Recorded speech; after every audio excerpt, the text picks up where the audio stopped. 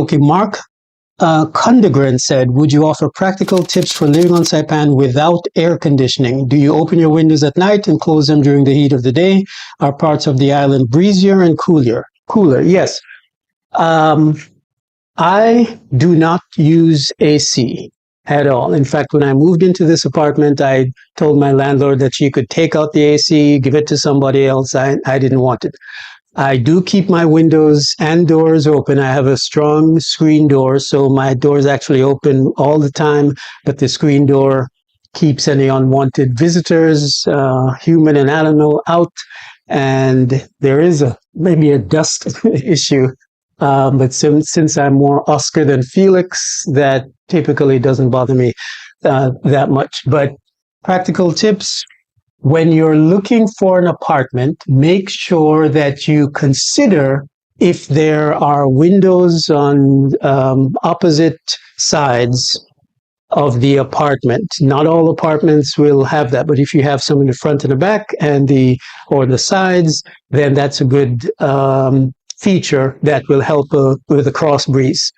The winds here from on Saipan almost always come out of the northeast. So keep that in mind as you do your shopping. The breezes always come out of the northeast, except when we have storms. So you can factor that into how you decide whether the apartment is positioned correctly for you.